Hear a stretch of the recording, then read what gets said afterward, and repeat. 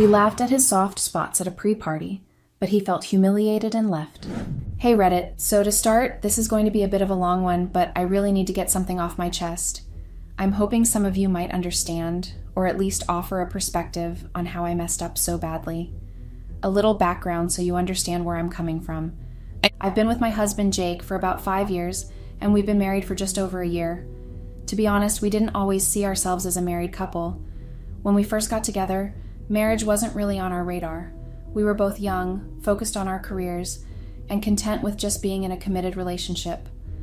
Neither of us thought marriage was a must-do, or that it would change much about our relationship. But then something shifted for me. It was a few years ago, after my sister got married. Her wedding was absolutely beautiful. Everything from the ceremony to the reception was perfect. It made me rethink my own views on marriage. I started to see it as something meaningful and special, something I wanted to experience. I talked to Jake about how my perspective had changed. I told him how I felt about wanting to have a wedding and a more formal commitment someday. Jake was incredibly supportive and understanding. He was on board with the idea and genuinely excited about it. It was clear he wanted to make me happy and build a future together. So he proposed a year back, and our wedding was everything I had dreamed of.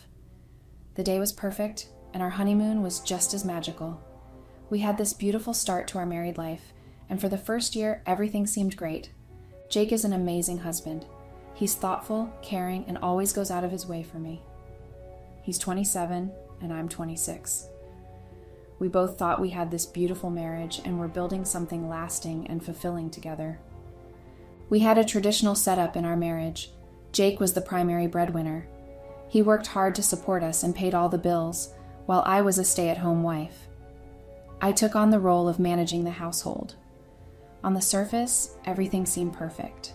We had a solid, loving relationship, and our dynamic worked well for us. Jake was always attentive and caring, and I felt incredibly lucky to have him. However, there was one aspect of our relationship that wasn't as smooth: my tendency to joke around and poke fun at things. I've always been the type who finds humor in almost everything. I enjoy making lighthearted comments and cracking jokes, even if it sometimes means making fun of things that others might find sensitive. For me, it's just a way of navigating through life and keeping things light and enjoyable. But Jake wasn't a fan of my jokester side. He had his own struggles with insecurities, which I didn't fully appreciate until later.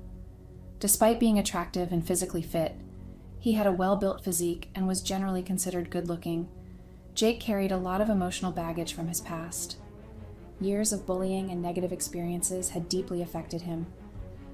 His self-esteem took a very huge hit from the constant ridicule and harsh treatment he endured growing up.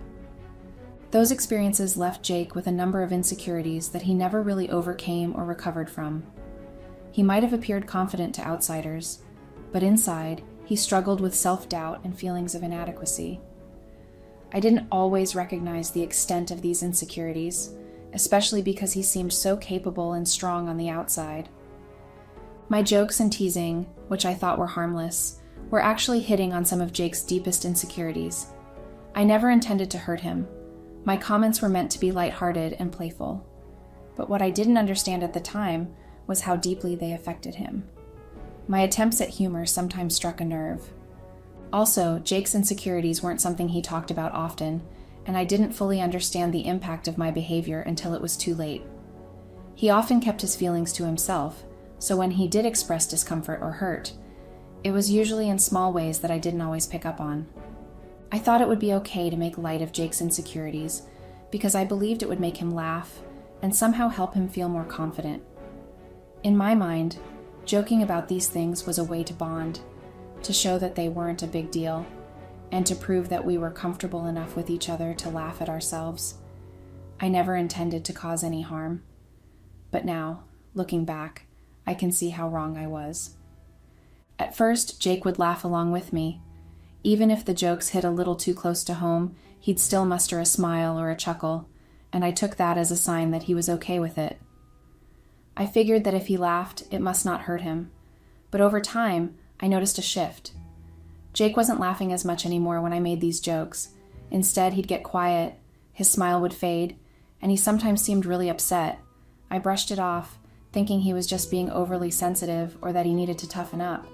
I convinced myself it was just a joke and that he should know I was kidding. But the truth is, I now realize that I wasn't just joking. I was preying on his insecurities, and I did it constantly. It wasn't just a one-time thing, it became a pattern, a cruel habit that I didn't even see as harmful at the time. I made these jokes in public, where the sting of embarrassment would be even sharper. At family gatherings, parties, weddings, or game nights, I always managed to slip in a joke about Jake's insecurities. It was like I couldn't help myself, even though deep down, I should have known better. One time, during a dinner party with friends, the conversation shifted to childhood memories. Jake hesitantly shared a story about being teased in high school for being overweight. It was clearly a vulnerable moment for him, and instead of offering reassurance or empathy, I added a joke that he was lucky I met him after he had hit the gym. Everyone laughed, but I should have noticed that Jake wasn't laughing. He was just quiet, almost shrinking into himself. Another time, at a family barbecue, Jake's dad brought up how Jake used to struggle with sports as a kid. Instead of supporting Jake or changing the subject, I jumped in with a joke about how his lack of coordination was probably why he avoided the gym now. Everyone chuckled, but Jake's smile didn't reach his eyes. I should have seen that. It wasn't just in public either. In private, I continued the same behavior. Jake had planned a dinner date for us, which was a big deal because he wasn't a great cook. He usually ordered food for our special nights because he knew his skills in the kitchen weren't the best. But instead of appreciating the effort he put in, I joked about his inability to cook. I complained about having to eat takeout again, even though I knew he was trying his best. I didn't realize how much that must have hurt him. There was another time when I joked about a small scar on Jake's face from an old injury. I would bring it up often, making light of it, and when Jake would grumble, I'd tell him he was being too sensitive. I didn't realize that I was making him feel self-conscious about something that was already a sore spot for him. Even something as simple as Jake being shy and sometimes struggling to express affection publicly became fodder for my jokes. I'd tease him about not holding my hand or being awkward when we were out together, not realizing that I was only making him more self-conscious and uncomfortable. I didn't stop at just the small things either. Even more sensitive topics like his financial insecurities were fair game for my jokes. One time, Jake opened up about feeling insecure about his career and worried that he wasn't providing enough for us. Instead of offering support, I tried to lighten the mood with a joke that I was the real breadwinner, even though he was the one working. What I thought was a harmless joke likely made him feel inadequate and unappreciated. And it wasn't just his career, I joked about his physical abilities too. During a workout, when Jake was struggling with a particular exercise, I laughed at him for it, thinking it would motivate him. But I now realize it probably only made him feel worse about himself. All of these moments added up and created a painful pattern that I was too blind to see at the time. Each joke, each jab, chipped away at Jake's self-esteem and made him feel humiliated and small. I thought I was just being funny, but in reality, I was hurting the person I loved the most. Looking back now, I wish I had been wise enough to see just how much I was hurting Jake. I wish I had recognized the impact of my words, but instead, I continued down the same destructive path, thinking it was all harmless fun. I ignored the signs, the quiet moments after my jokes, the way Jake would sometimes withdraw into himself. Instead of being more sensitive, I only kept on going, making things worse with every thoughtless comment. When I say I made fun of everything, I truly mean everything. Nothing was off limits in my attempts to be funny, even though I can now see that my jokes were far from lighthearted. I didn't realize it at the time, but I was tearing down the very person I claimed to love. For example, during one of our regular game nights with friends, we were reminiscing about high school experiences. The conversation turned to dating, and I thought it would be funny to bring up the fact that it took Jake a long time to get a date in high school. I laughed about how shy and awkward he was back then, thinking it was just a harmless joke, but I didn't stop to think about how that must have made Jake feel. I even made fun of his teenage insecurities, even though I knew they were still a source of embarrassment, even after all these years. Another time, while we were on vacation with another couple, we decided to spend a day at the beach. Jake was always a bit self-conscious about his body, and he was reluctant to take off his shirt. Instead of respecting his feelings or offering some quiet reassurance, I tried to be lighthearted, telling him he had nothing to hide and that his teenage insecurities needed to stay in the past. My intention was to encourage him, but in hindsight, I realized I probably only made him feel more pressured and embarrassed. I wasn't giving him the support he needed. Instead, I was making him feel exposed and vulnerable in front of our friends. Even at family dinner, I couldn't resist making jokes at Jake's expense. I would talk about how, early in our relationship, I had to make all the first moves because Jake was so shy. I'd recount these stories in a way that made Jake seem almost inept, as if he lacked the confidence to pursue me. While I thought I was just being playful, I now understand that those jokes probably made Jake feel emasculated, as if his natural shyness was something to be ashamed of rather than just a part of who he was. In all these instances, I thought I was just being funny, that I was helping Jake by pushing him to laugh at his insecurities, but in reality, I was doing the exact opposite. Instead of building him up, I was tearing him down, making him feel small and inadequate. The more I joked, the more I chipped away at his self-esteem, until there was hardly anything left.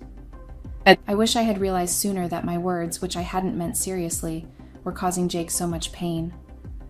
I wish I had been more considerate, more loving, more aware of how deeply my so-called humor was cutting him. Now, all I can do is look back and wish I had done things differently, that I had chosen kindness over cruelty, support over sarcasm. But it's too late for that now. The boiling point finally reached Jake during a group dinner with our friends. We were all sitting around the table, enjoying the conversation, when the topic shifted to high school experiences. In a moment of what I thought was lighthearted fun, I made a joke about Jake's height back in high school. I mentioned how he was shorter then, and even joked that I didn't really blame the bullies for picking on him, because if I were there, I might have done the same. I added that he was lucky he got a growth spurt and was tall now. I thought it would come off as a playful tease. But when I looked at Jake, I saw something different in his eyes, something I hadn't seen before. He was humiliated. He tried to laugh it off, forced a smile even, but it was clear to everyone that he was deeply hurt. The conversation awkwardly shifted, and I knew I had crossed a line, but I didn't realize just how badly until later that night. After we got home, Jake pulled me aside. His voice was steady, but I could hear the tension in it. He told me that he felt belittled and disrespected by my jokes. He said that he had been trying to work on his self-esteem, something he had struggled with for years, and that my constant remarks were like a punch to the gut. He confessed that he felt like I didn't value him, and that my jokes always made him feel small and insecure. I was taken aback. I didn't know how to respond. In my mind, I was just joking around, trying to keep things light and fun. So I told him that he was overreacting, that it was just a joke and he shouldn't take it so seriously. But Jake wasn't having it. He looked at me with an intensity I hadn't seen before and asked me how I would feel if he made constant jokes about my weight. That question hit me like a ton of bricks. I was stunned. I wanted to apologize, but before I could even think of a response, Jake walked away. In the days that followed, everything changed. Jake, who usually helped around the house even after a long day at work, suddenly stopped. He wouldn't talk to me, wouldn't acknowledge me when I spoke to him, and even avoided being in the same room as me. He completely withdrew, and it was like I didn't exist. He didn't help with the chores or the cooking, something he always did, even though he wasn't really good at it. I could see the hurt in his eyes every time we passed each other in the house, and it broke my heart. Then, after 4 days of silence, Jake packed a bag and left. He didn't tell me where he was going, didn't answer any of my questions. He just left. Panic set in immediately. This was so unlike Jake. He had never done anything like this before, and I was terrified of what it might mean. I tried calling him, sending texts, explaining that I never meant to hurt him and that I was genuinely sorry. I told him that I wanted to change, that I'd work on being more sensitive to his feelings, but the only response I got was a single text telling me that he needed space. It was killing me inside, but I knew I had to respect his need for space. I realized then just how much damage I had done, how far I had pushed him. I was filled with regret, replaying every hurtful joke, every thoughtless comment in my mind. It was clear now that I hadn't taken his feelings seriously, and that realization was devastating. I'm deeply sorry for the pain I caused Jake. I can see now how my actions hurt him, how my jokes weren't just jokes. They were daggers that chipped away at his self-worth. I don't want to lose him. I want to fix things, to make them right, but I don't know where to start.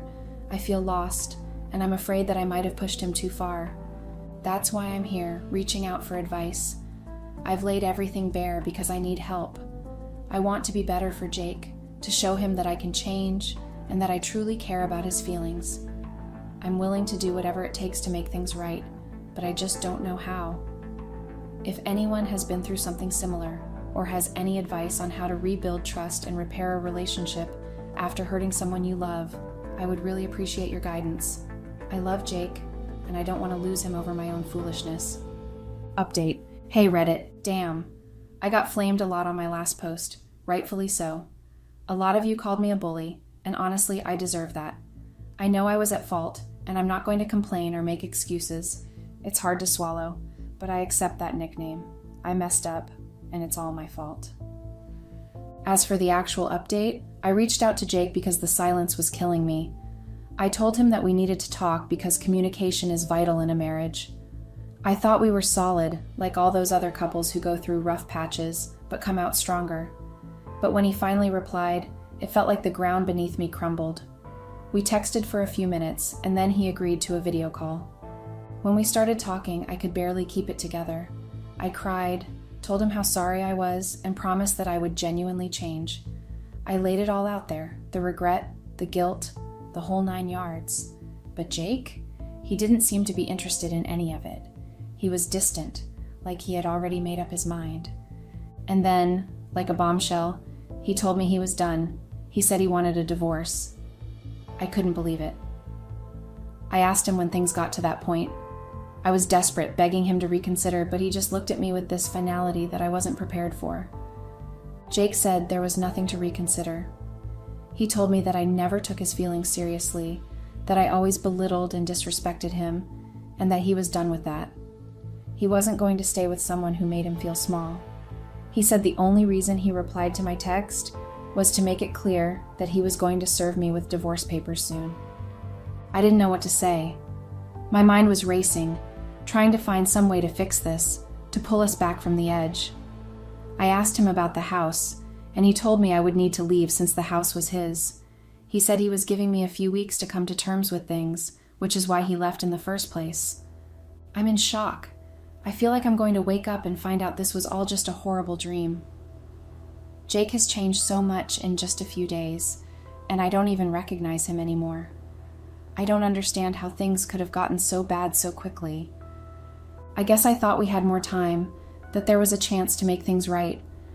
But now, I'm staring down the barrel of a divorce, and it feels like my world is falling apart. I don't know what to do next. I know I messed up, but I never thought it would lead to this.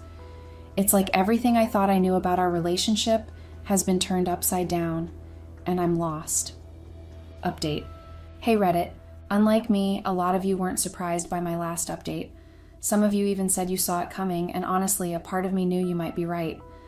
But still, seeing so many people say I deserved it, that I had it coming, and all that other crazy stuff, well, it stings. You can say whatever you want, I guess. I knew what I did was wrong, and I regret it deeply. But let's be real, I'm pretty sure some of you out there have done worse. Now as for the actual update, it's been a few weeks since I last posted, and I honestly didn't want to update. After that bombshell of a conversation, I was furious. I mean, how dare Jake just disregard me like that? How dare he throw away our marriage all because he couldn't take a joke? I know now that I was wrong, but in the heat of the moment, I was fueled by anger, not logic. For the first week or two, I stayed in the house, seething with resentment. I kept thinking, who does Jake think he is? We've been through so much together, and he's going to walk away over some stupid jokes? Sure, they were hurtful, but did they really warrant a divorce? At the time, I couldn't see past my own frustration. Eventually, I realized I couldn't stay in that house any longer. It was suffocating me. So I packed up my things and moved in with my parents. My plan? I was going to show Jake. I was going to give him the divorce he wanted and make him regret ever making that decision. I wanted him to feel the weight of what he was losing, to see that I wouldn't just roll over and let him throw me away like yesterday's news. My parents, on the other hand, were devastated. They didn't see this coming at all and immediately tried to help. They reached out to Jake, hoping to reason with him, to remind him of all the good times we'd had. But Jake wasn't having any of it. He told them flat out that I had always belittled and disrespected him and that he wasn't going to put up with it anymore. He said he was done with me, that nothing, not even my parents, could change his mind. In fact, he said that if they kept pushing, it would only make him hate me more. Hearing that from Jake, through my own parents no less, was like a punch to the gut. I didn't know how to process it. A part of me was still angry, but another part of me was starting to realize just how much I had hurt him. Yet, in that moment, all I could think about was how wrong I believed he was. I was convinced that he was making a huge mistake, that he would regret divorcing me. He had to, right? So here I am, back at square one, trying to figure out where things went so horribly wrong. I keep telling myself that Jake is going to regret this, that he's going to wake up one day and realize what he threw away. But deep down, I'm starting to wonder if maybe, just maybe, I'm the one who's going to end up regretting how I treated him all along. I know I messed up, but it's hard to shake off the anger, the feeling that Jake should have just understood that I didn't mean to hurt him, that he should have given me a chance to change before jumping straight to divorce. I guess only time will tell who ends up regretting this the most. Update. Hey Reddit, it's me again. Just a mini update this time. I'm still at my parents' house, and today I got served. Not really sure how to feel about it. I guess I just feel really tired, worn out, and drained in every possible way. I know it's not much of an update, but I wanted to check in, if only to remind myself that I'm still here, still moving forward, even if it doesn't feel like it sometimes. Maybe this exhaustion is more than just physical. Maybe it's everything catching up to me. The stress, the regret, the anger, and the loneliness. It's like my body's finally giving in to the weight of it all. I don't have much else to say right now, just feeling kind of lost and exhausted, both mentally and physically. Maybe I'll have more to share soon. Or maybe I'll just keep trying to figure out what to do next, one day at a time. Thanks for reading, I guess. Update. Hey Reddit, I didn't want to update until I had something worth sharing. Honestly, Reddit has been pretty toxic for me lately, and I wasn't sure if I wanted to keep coming back here. I've seen a lot of comments telling me to get a job. Just to clear things up, I'm still living with my parents, so that's why I haven't been focusing on job hunting just yet. As for the divorce, it's finally been finalized. The process was pretty straightforward. No complicated issues with child support, custody, or dividing up property. It was a quick, clean break. In a way, I'm grateful for how simple it was. It might have been less messy, but it also feels oddly impersonal and abrupt. I miss my husband a lot. I really tried my hardest not to break down during the final proceedings. I asked Jake if he was absolutely sure about this decision. He told me that he couldn't stay married to someone who consistently belittled him and made him feel inadequate. It was a hard pill to swallow, but I guess I have to accept his choice. Right now, I feel kind of lost and exhausted. I'm not really sure what to do next or how to move forward. I'm trying to process everything, and it's a lot to handle. I know it's going to take time, but I'm hoping I can start finding some clarity soon. Hey Reddit, Kenneth here. I've got a story that I need to get off my chest, and maybe you folks can give me some perspective. Or at least hear me out. It's been one hell of a week. So, it's just your average Wednesday night, and I'm at the dinner table in our apartment overlooking the Space Needle. The place is sleek and modern, the kind of spot you'd expect a couple of up-and-comers like Melissa and me to live in. I'm a real estate agent, been doing it for a good 10 years now, and Melissa, she's in marketing. We're the power couple on paper, you know. Anyway, there we are, having our usual chicken and rice, Melissa's signature dish, when she starts in on me about this office party on Friday. It's not the first time we've danced around this conversation. She's got this boss who thinks he's God's gift to the advertising world, and she wants me there to schmooze and booze with the execs. Only thing is, these shindigs are a special kind of torture for me. So I tell her straight, Mel, babe, you know I'd rather stick forks in my eyes than go to that thing. I'm trying to keep it light, but she's having none of it. Her eyes are doing that thing where they get all stormy, and she's got that set to her jaw that says we're in for a long night. It escalates pretty quick. She's tossing out all the reasons I should go. and I'm parrying each one like it's a damn fencing match. "It's good for networking, Ken," she says. "You might land a client," she insists, "but I'm firm, right? I don't budge an inch." Then, out of nowhere, her face just turns this shade of red, I swear. You could see from the International Space Station. She's shaking, and with every word slicing through the air between us, she says, "You know what? I should have just fucked that guy from Tinder when I had the chance." Reddit. I kid you not, it felt like a punch to the gut. Hey everyone. Unfortunately, basically everyone who is watching these videos isn't subscribed. It would mean the world to me to quickly get out of the full screen video for 3 seconds and press that subscribe button. It's free, and you can unsubscribe anytime. Sorry for bothering, and thank you so much if you subscribed. The room went still, and I swear I could hear my own heartbeat over the Seattle traffic outside. My vision actually tunneled, focusing in on her face, waiting for the laugh, the "just kidding." But nothing. She just glared at me, chest heaving, like she's daring me to say something. And me? I'm floored. Shock, confusion, and this raging inferno of anger start to build inside me. But I'm a guy who prides himself on control, you know? So I don't yell, I don't scream, I just feel this cold sort of calm settle over me. My voice is like ice when I finally speak. "Excuse me, what did you just say?" I ask her, deadpan. She starts backpedaling then, realizing she stepped in it. I didn't mean it, Ken, it's just, you make me so mad sometimes." So, that's it. That's the bombshell my Wednesday served up on a silver platter. And here I am, sitting in my office at home, trying to figure out if my marriage is a lie while Melissa's snoring away like she didn't just drop a grenade in my lap. I'm not a guy who takes this kind of thing lying down, and I'm definitely not in the business of forgiveness when it comes to cheating. So what now? Let it slide, confront her more, hire a PI, hell, I'm half tempted to throw her out with tomorrow's trash. All right, Reddit, Kenneth here again. You guys had a lot to say about my last post. "No way she said that," some of you commented. "She's definitely messing with you," others said. I wish that were true. But it happened, and now I'm stuck in this mental maze, trying to find the exit. So, the past couple of days have been enlightening, and not in a good way. Every shared space in our apartment feels tainted now, like I'm living in a crime scene. I've been watching Melissa like a hawk, and let me tell you, the things I brushed off before. Now they're red flags, big enough for a parade. She's always been private with her phone, but lately, it's like it's glued to her hand or hidden away.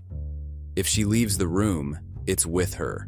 Bathroom, balcony, you name it. And if I come near while she's texting, that thing snaps shut quicker than a bear trap. Late nights out have become a regular thing too. Marketing deadlines, she says.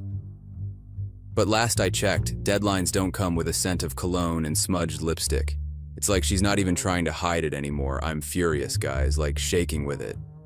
But underneath all that, I'm lost. We've been together for what feels like a lifetime. We've built this life, brick by brick, and now it's like she's taken a sledgehammer to it. How do I handle this? Do I confront her with the bare threads I've got, or do I dig deeper? I've never been one to shy away from confrontation, but this is different. This is messy, and it's personal, and it hurts like hell. I know the standard advice will be, just leave her, bro. However, you don't understand how hard it is to leave everything behind after you trusted and loved a person for years, and suddenly she starts acting that way. The apartment is too quiet tonight. It's just me and my thoughts, and let me tell you, it's loud inside my head. I can't look at her without seeing lies, can't talk to her without wanting to throw every accusation I have in her face. But I hold back. Because I need to know for sure. I need the truth, no matter how ugly it is. Some of you have been asking for an update, and oh boy, do I have one. You know how they say the truth will come out in the wash? Well, it turns out it can also come out in a coffee shop. Here's the deal. I have this routine, right? Every morning I hit up this little coffee place before work. It's my moment of peace before the day kicks off. I'm scrolling through emails on my phone when I see Melissa's purse on the seat next to me. She must have left it in my truck from last night. Usually I wouldn't care, but after all of that, I am definitely looking in that purse. They're practically a marching band in my head now. So I reach over just to move the purse onto the table, and that's when it happens. A receipt slips out and flutters onto the floor like some sort of twisted invitation. I pick it up, and there it is, a punch to the gut printed on glossy paper. It's a receipt from the Pink Door. Fancy Italian place, hard to get reservations. 2 dinners, 2 desserts, and a bottle of red that costs more than my utility bill. But here's the kicker. It's dated for a Tuesday 2 weeks ago. The same Tuesday, Melissa told me she was grinding through a late-night project at work. All I can think of is how stupid she is to keep that receipt, almost if she wanted me to find out about that date. My head's spinning, but I'm a man of details. I can't help it. It's who I am. So, I start piecing it together right there. The date on the receipt burns in my mind, and I cross-reference it with the story she fed me that night. "Working late, don't wait up," her text had said. My heart's racing now because I remember feeling proud of her, putting in the hours. The more I think, the clearer it becomes. There were no emails from her work past 6 that evening, no calls, nothing. She walked in at midnight claiming victory over some big project, but the evidence is right here, screaming that it was all a lie. So, I did what any guy with a spine would do. I took a photo of the receipt with my phone. Evidence. Proof that something's going on behind my back. I put the receipt back where it came from, tuck her purse away, and finish my coffee. My brain's on overdrive, but on the outside, I'm keeping my calm like every man should be able to do. I gotta be smart about this. No half-cocked confrontations. I need a plan, a way to bring all this to light without tipping her off that I'm onto her game. Kenneth here with the latest dispatch from the front lines of marital mayhem. You're not going to believe this, but things have gone from daytime drama to full-blown spy thriller over here. After the coffee shop incident, it's like a switch flipped inside me. The quiet guy, the one who believed in trust and played fair, has left the building. Now I'm hunched over my computer late into the night, Melissa fast asleep and oblivious just down the hall, and I'm digging into our life with the precision of a jeweler assessing diamonds.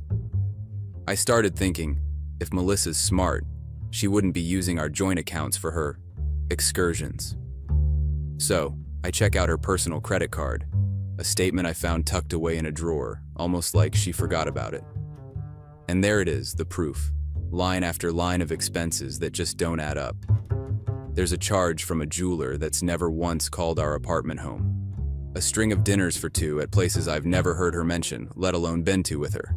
And don't even get me started on the boutique hotel charges that coincide with those overtime nights. But numbers and charges, they can be explained away, right? It's for a client, or you don't understand my work, she would say. I needed something concrete, something undeniable. Enter my next move, the phone records. This takes a bit more finesse. I wait until she's in the shower, then it's showtime. I know her passcode. It's her birthday. Go figure. So I slip into her phone and sync the call log with my laptop. I'm looking for patterns, and boy, do I find them. Late night talks, long chats on her way to work, and none of them are with me. My heart's a sledgehammer in my chest, but I'm not done yet. The final play, the GPS tracker, arrives in a plain brown package like it's something ordinary. It's not. It's the key to the last door I haven't opened yet. Installing it under her car is almost too easy. It's like I'm meant to find out, you know? The universe handing me the tools and saying, "Go on, Kenneth, uncover the lies." And the GPS? It's like the world's most depressing game of Where's Waldo. There she is at some random house when she said she was hitting the late sales. Parked outside a fancy restaurant when I got a text about a last-minute meeting. Every new piece of information is a brick in the fortress I'm building, and when I'm done, it's going to be impenetrable. I want to confront her with a case so airtight that even Houdini couldn't escape it. If my life were a movie, I'd be at that part where the music gets real tense and the hero's about to face down the bad guy.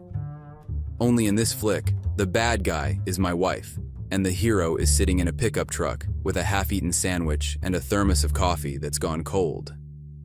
Here's the scene. I'm parked a block away from this boutique hotel downtown that's so fancy, its doormats probably cost more than my first car. The GPS tracker I planted pings me that Melissa's car is parked there, again. My gut's in knots, but my hands are steady. It's showtime. I've got this routine down to a science now. She leaves work, and like clockwork, her car beelines here. Only this time, I'm waiting. And sure enough, there she is. But she's not alone.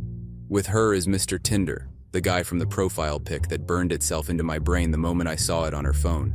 A face you don't forget, especially not when he's grinning in a photo on your wife's hidden dating app. They're laughing, and she's got this look that I haven't seen in... hell, I can't even remember. They slip into the hotel, all casual and carefree, like they're just a couple of old friends catching up over coffee. My hands are fists now, every muscle in my body tensed up as if I'm prepping for a fight. I'd watch them walk into the hotel, the way they laughed together, the way she looked at him. It was a look I hadn't seen directed at me in years. I sat there in my truck, hands gripping the steering wheel like it was him, the anger building up inside me like a storm. I waited a few minutes to get my head straight, or at least, I thought I did. Then, I got out and followed them in. My boots were heavy on the plush carpet as I made my way up to their room. I didn't have a key card, but I didn't need one. I was running on something primal, something that didn't care about locked doors or consequences. I knocked on their door, not a polite, hello knock, but a here comes trouble one. The door swung open, and there they were.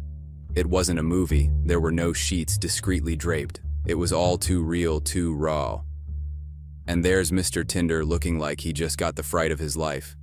Melissa, she's scrambling, her voice all high-pitched and panicked. Kenneth, it's not what it looks like. But it was. It was exactly what it looked like. Then Mr. Tinder decided to play the tough guy, puffing out his chest, telling me to leave. That's when I lost it. My fist swung before I could even think. But the guy, he was ready. He ducked, and he came back at me with a right hook that felt like a sledgehammer. The room spun. I could taste blood. I tried to fight back, but another hit and I was down, the plush carpet not doing much to cushion the fall. I could hear Melissa screaming, but it was like I was underwater, all muffled and distant. The next thing I know, there's the sharp, sterile scent of an ambulance, EMTs hovering over me. They're talking, but I can't make out the words. It's just noise. My head's pounding, my eyes swelling shut. And as they load me up, I realize just how badly I've lost. The fight, the girl, the whole damn marriage. Hey Reddit, it's Kenneth. Been a while, hasn't it? Last time I was here, I left you hanging with quite the cliffhanger. Well, I've been through the ringer and I'm still standing, though I wasn't sure I would be for a while there. The aftermath of that night at the hotel left me with more than just a black eye. It felt like my soul had gone a few rounds with a heavyweight champ. I was laid up in the hospital, feeling every kind of ache you can imagine. And Melissa, she was blowing up my phone with a barrage of messages, each one a cocktail of excuses, apologies, and pleas. But I just couldn't. Every buzz of my phone was like a jab to the ribs, so I hit ignore like it was the off switch on this whole mess. But here's the thing, Reddit. Lying in that hospital bed, feeling sorry for myself, wasn't cutting it. I needed to get back on my feet, feel strong again. So, I decided it was time to hit something a lot less destructive than Mr. Tinder's jaw. I joined a boxing gym the day after I got out of the hospital. The place was one of those gritty, no-nonsense setups with the smell of sweat and determination thick in the air. It felt right. The ring was a square of potential. The heavy bags were swollen with the promise of catharsis. The first day I stepped into that gym, my whole body felt like it was made of lead. But I wrapped my hands, pulled on the gloves, and started to work the bag. Each punch was weak. My form was laughable. But it was a start. Hey Reddit. Kenneth here for one last update. It's been a few months since the world as I knew it turned upside down. But here I am, standing on the other side of the chaos, in a place I never expected to find myself. I'm coming to you now from the quiet sanctuary of my new place. A villa that's all clean lines and open spaces, with a view of the hills that stretch out like a promise. The divorce papers came through, the ink's dry, and that chapter of my life with Melissa is officially closed. She's with Mr. Tinder now, which stings less than I thought it would. Guess that says a lot about where I'm at these days. This villa, it's a fortress of solitude. There's no trace of Melissa here, no lingering memories in the corners or shadows. I've learned a lot about myself in these silent rooms, about what I want, who I am when I strip away husband from my identity. I've realized I've got to be stronger, not just in the way that punching bags and lifting weights can measure, but in who I trust and how I love. That's the real heavyweight bout, isn't it? Trusting someone enough to let them close after you've been burned. I learned a big lesson, one that cost me a wife and a couple of years of what I thought was happiness. But some lessons, they're worth the price you pay. They have to be, so what's next for me? I'm dipping my toes back into the dating pool. It's a different game now, and I am a different player. I've found peace in the quiet of my new place and the clarity that comes with being on my own. But I'm not planning on being a bachelor forever. I'm stepping out into the world again, a little wiser, a little more careful, but with hope. Hope that there's someone out there who's looking for a guy who's been through the ringer and came out the other side ready to try again. Looking forward to the next hand and hoping for a bit of luck. Thanks for all the advice, the support, and for just being there to listen. It's been real. Thanks everyone for listening, and it would mean the world to me if you could hit that subscribe button. Have a great rest of your day or night.